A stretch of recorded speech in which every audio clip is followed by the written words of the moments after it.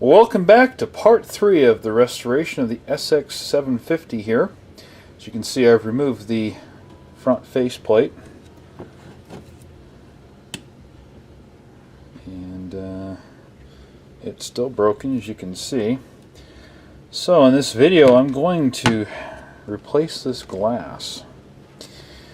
And I'm going to be using that nice little tiny heat gun right there to do the job of heating this sucker up to where I can remove that glass. Now, disclaimer, this is the first time I've ever done this.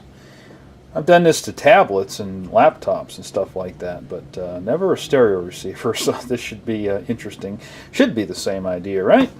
Heat the glue up, free the glass, pull it out, do the same thing on the other one. In fact, this piece here, I can probably just remove that without even having to heat it up. Look at that. There's one little piece closer. How's about 2 pieces closer?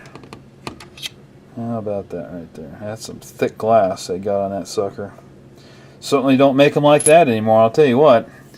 So before I start, I think it's going to be a good idea to remove these wooden blocks they've got screwed to the sides of this front panel.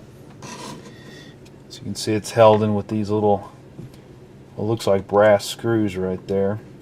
So I'm going to go ahead and get those off of there. I don't want to risk burning these with the hot air gun. I'm pretty sure I wouldn't catch those on fire, but I don't want to burn them, so because I'm going to have to reuse these. I'm going to have to put some new veneer on these and then attach them, so they may just get left off for a while. I don't know. The veneering, I'm not going to probably do that for a while. That's something I might probably have to wait till summertime when it warms up a little bit more. Alright, as you can see, I got the wood blocks removed. And if it wasn't for these things having holes in them, I could just flip these things around probably and make it look a little bit better. So, let's see if this is going to work or not. Put this thing on the low setting. We don't want to get too crazy with it.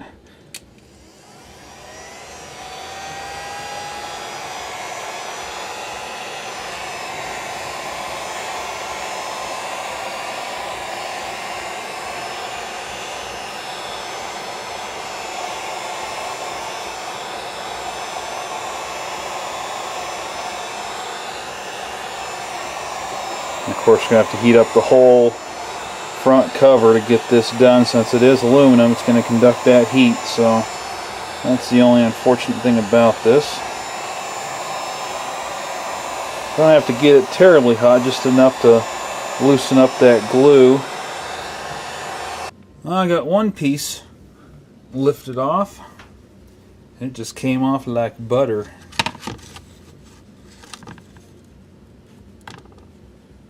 Like that.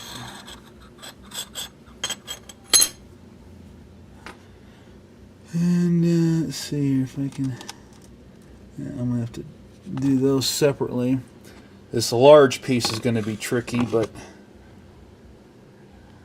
all right, I got it pretty well heated up, and this thing is coming up here. I gotta heat it up a little bit more apparently.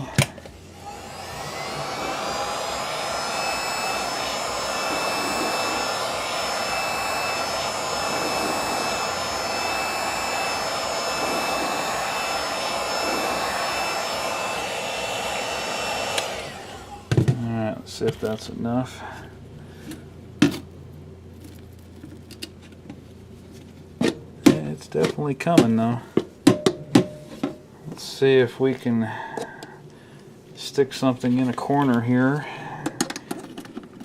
pry it up, or we'll just crack it some more. Yep, it's coming.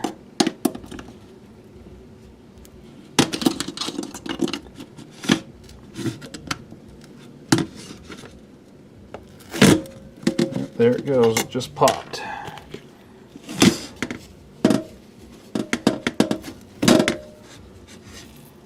And there we go.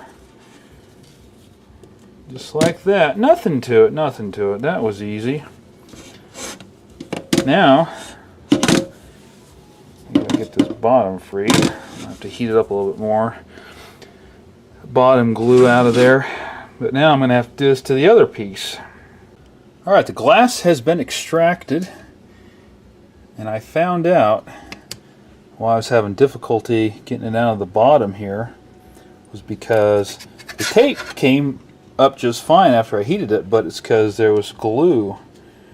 Because this is actually glue right here that's holding this metal aluminum strip right here that goes all the way around here. That's glued in, so some of that glue got onto the bottom of that glass there, and that's what was holding it in there still, so I had to pry that off. Actually, I had to slice it with the screwdriver to cut that glue to free it there. So trick's gonna be clean off this old glue, this old double-sided tape that they've got on here, and I'm gonna have to go around and maybe it'll just peel off. Let's see if it just, yeah, it's just peeling off. Of course it's still warm, so that would make sense. It's amazing how sticky that stuff is even after all these years. Well, would you looky here, we got a piece of glass that's been extracted without breaking. Thank God. This one was a little bit trickier to get out of here. It had a little bit extra glue holding it in along the bottom there, but thankfully I was able to pull it out of there. So now I just got to wash that thing and make it look as good, as close to new as I possibly can get. And I don't know whoever owned this, the receiver that this faceplate came off of. They liked the cologne.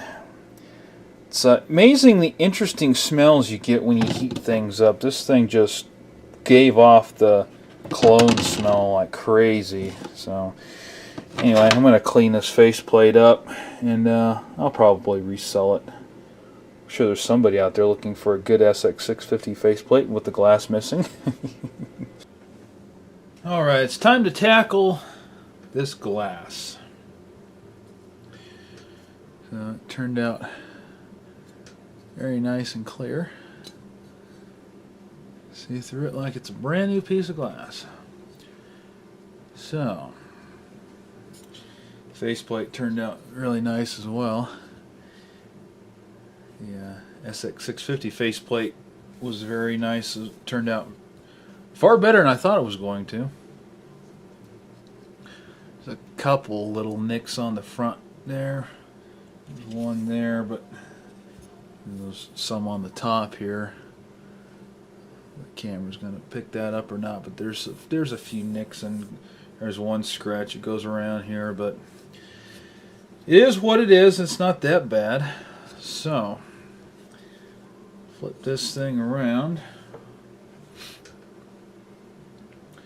So now this is the tape that I've got right here, and I picked this up at Hobby Lobby. This is that permanent tape, and I actually got this out of the craft section over there. I've actually used quite a bit of this, but it was, I want to say $3 or $4 for this, and this is the permanent adhesive stuff, and it's a nice size too. I use this for MacBook Air screens, MacBook Pro screens, that glass front that's glued on. This is what I use for those. So I'm going to lay out a strip on the top and along the bottom and along the sides as well. And this has a backing here, so we peel it off, and the one side is sticky and the other side has that reddish colored backing to it. So I'm just going to put that across here and try to keep that from going off the edge, because we don't want to see that, obviously. And it doesn't have to be perfectly straight by any means.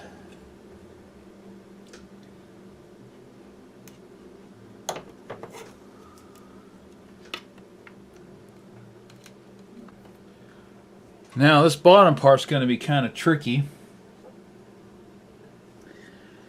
I'm not entirely certain how I'm going to do this.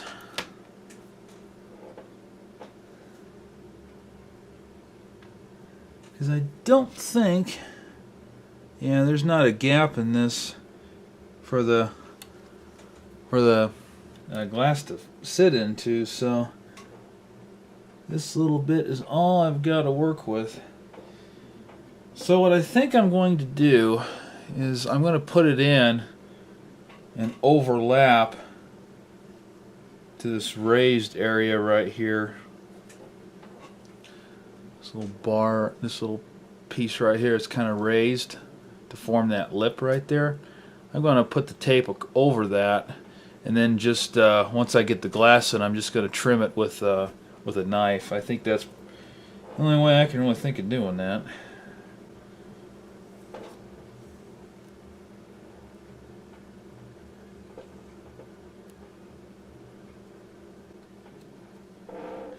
Let's get right on the edge, and then I'm going to lift it up here and try to stick it down in there. Yeah, that's working great. Yeah, that worked good. I'm going to try to center this in here, and this is going to be tricky, especially considering that once the backing is lifted off of that tape, it's going to want to stick pretty quickly, so I have to be careful about that. I'll get that. The backing comes off pretty easily on this stuff.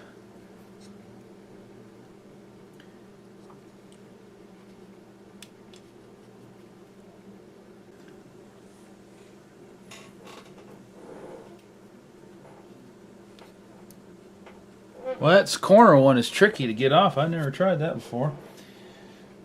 Alright, so I'm going to try to get this centered on as best as I can.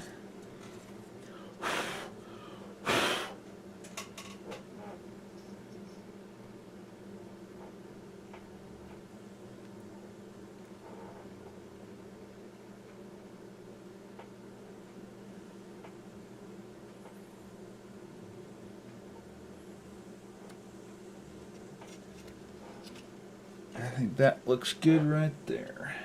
So I decided to place a little bit of weight on that glass there, external hard drive, just to kind of help adhere that tape to the glass, and put a little bit of pressure on it there to do that. Probably doesn't need it, but it doesn't hurt.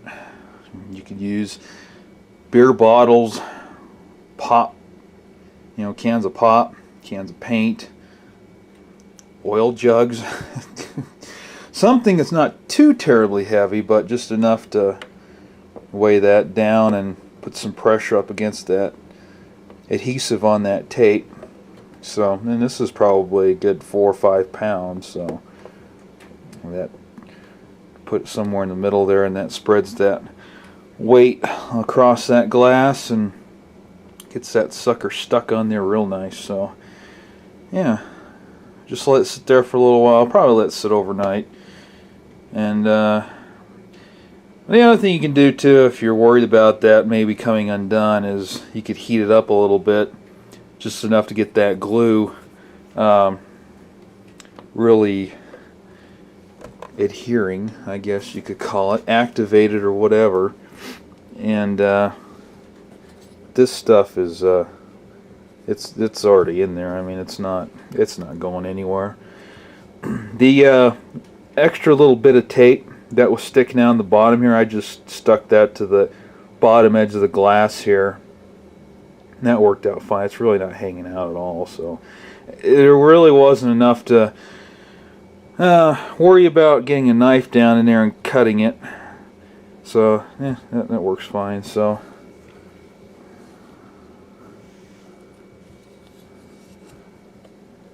yeah.